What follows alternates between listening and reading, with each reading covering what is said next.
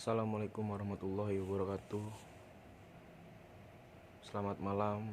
Sebelumnya perkenalkan, nama saya Bayu Laksono. Saya mahasiswa dari Universitas Bhayangkara Jakarta Raya.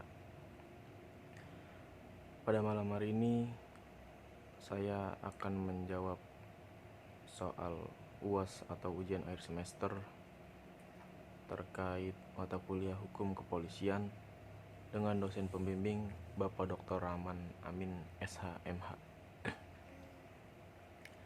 Saya akan menjawab soal UAS terkait peran Polri dalam menjaga Harkamtibmas di masa pandemi COVID-19. Dalam hal penanganan COVID-19, tentunya Polri memiliki sejumlah tugas, karena fungsi penegakan hukum yang diemban Polri sesungguhnya tidak lepas dari fungsinya sebagaimana telah diatur dalam Undang-Undang Nomor 2 Tahun 2002 tentang Kepolisian Republik Indonesia. Pasal 2 dalam undang-undang ini menyebutkan bahwa salah satu fungsi kepolisian adalah fungsi pemerintahan negara di bidang pemeliharaan, keamanan, dan ketertiban masyarakat, penegakan hukum, perlindungan, pengayoman, dan pelayanan kepada masyarakat. Maka istilah keamanan dalam konteks tugas dan fungsi Polri adalah keamanan dan ketertiban masyarakat, di mana istilah ini mengandung dua pengertian. Pertama, sebagai suatu kondisi dinamis masyarakat, sebagai salah satu prasyarat terselenggaranya pembangunan nasional sebagai tujuan nasional yang ditandai oleh terjaminnya keamanan, ketertiban, tegaknya hukum, serta terbinanya ketentraman. Kedua, keamanan sebagai kemampuan membina serta mengembangkan potensi dan kekuatan masyarakat dalam menangkal, mencegah, dan menanggulangi segala bentuk pelanggaran hukum dan bentuk-bentuk gangguan lainnya yang dapat meresahkan masyarakat.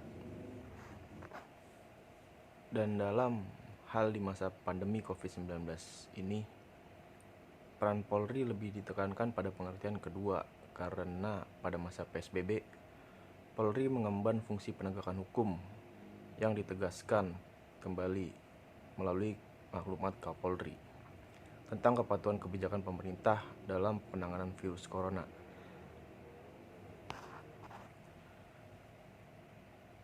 Di dalam maklumat Kapolri dinyatakan bahwa Polri mendukung penuh kebijakan pemerintah terkait penanganan COVID-19 dan memutus mata rantai wabah corona di Indonesia melalui penindakan kepada masyarakat yang masih berkumpul.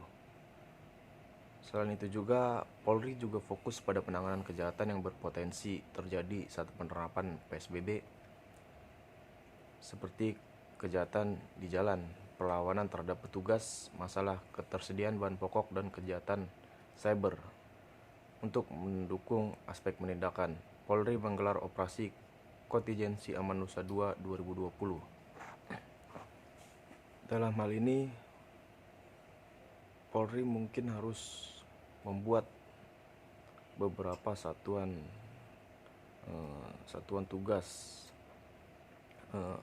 Pertama, ada satuan tugas dalam hal pidana umum yang dimana bertugas menindak kejahatan konvensional seperti pencurian, penjarahan, perampokan, tindak pidana bencana alam, serta tindak pidana karantina kesehatan.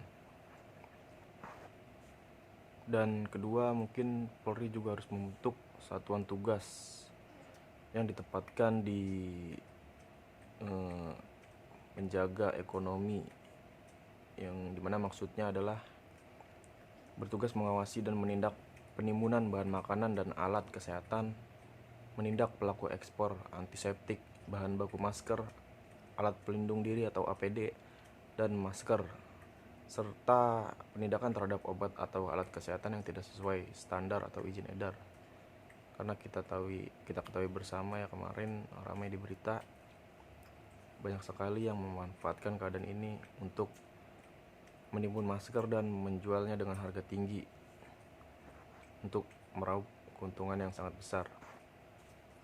Dan ketiga, yang paling penting juga adalah Polri harus membentuk satuan tugas, yang dimana satuan tugas ini ditugaskan untuk cyber, yaitu melakukan penindakan terhadap provokator dan penyebaran hoaks terkait penanganan COVID-19.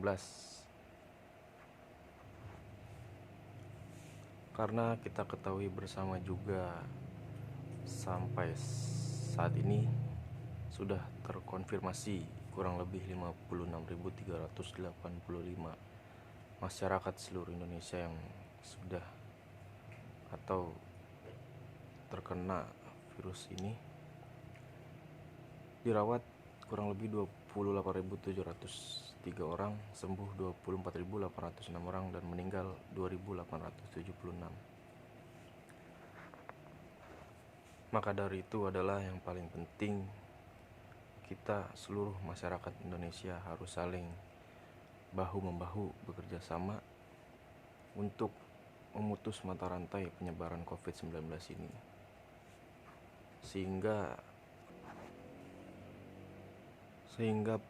peran Polri dalam menjaga Harkam Tipmas di masa pandemi COVID-19 ini bisa berjalan dengan optimal, dan untuk masyarakat seluruh Indonesia tetap patuhi aturan yang sudah ditetapkan oleh pemerintah, seperti memakai masker, menjaga jarak, dan menjaga kebersihan, seperti rutin cuci tangan. Mungkin itu saja yang bisa saya dapat sampaikan. Kurang lebihnya mohon maaf. Assalamualaikum warahmatullahi wabarakatuh. Selamat malam. Terima kasih.